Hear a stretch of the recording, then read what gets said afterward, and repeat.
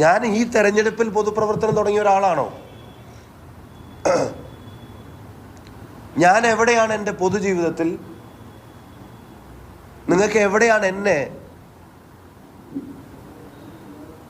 ഒരു വർഗീയതയോട് ചേർന്ന് നടക്കുന്ന ഒരാളായി അനുഭവപ്പെട്ടിട്ടുള്ളത്?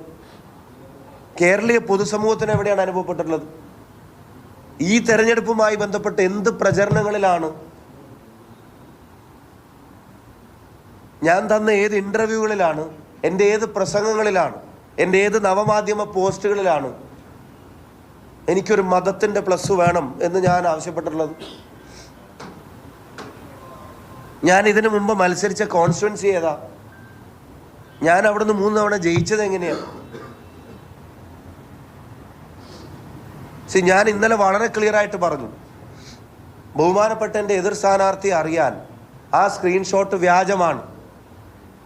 അങ്ങനെ ഒരു മെസ്സേജ് ഞങ്ങളുടെ ആരും ഞങ്ങളുടെ ഒരു വാട്സപ്പ് ഗ്രൂപ്പിലും ഇതുവരെ അയച്ചിട്ടുമില്ല, ഇനിയോട്ട് അയക്കാൻ ഉദ്ദേശിക്കുന്നുമില്ല. ആരെയും രാഷ്ട്രീയത്തിൽ കാഫിർ എന്ന് വിളിച്ച് വോട്ടിന് അർഹരല്ല എന്ന് പറയുന്നവരുടെ പട്ടികയിലേക്ക് ഒരു കാലത്തും കടന്നു വരാൻ ആഗ്രഹിക്കുന്നുമില്ല. അതിൽ സൗമ്യതയുടെ ഒരു അഭിനയിക്കലുമില്ല. അതിൽ നിഷ്കളങ്കതയുടെ ഒരു മൂടുപണം ബോധപൂർവം എടുത്ത് അണിയുന്നുമില്ല. ഞങ്ങൾ ആ കാര്യത്തിൽ കളങ്കിതരല്ല.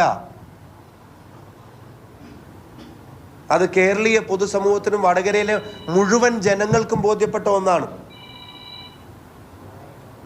തീർത്തും ഫേക്കായിട്ടുള്ള ഒരു സൃഷ്ടിയിൽ,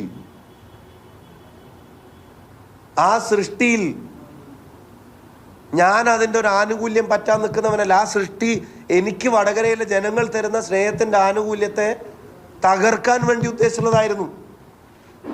അതിനെ തള്ളി പറയേണ്ടിയിരുന്നത് ബഹുമാനപ്പെട്ട എതിർ സ്ഥാനാർത്ഥിയും CPM-ഉമാണ്.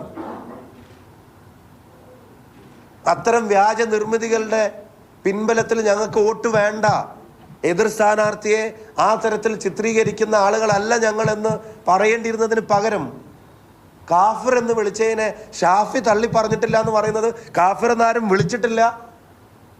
കാഫിർ എന്ന് വിളിച്ചതായി പ്രചരിപ്പിക്കപ്പെട്ട സ്ക്രീൻഷോട്ട് ഫേക്കാണ്.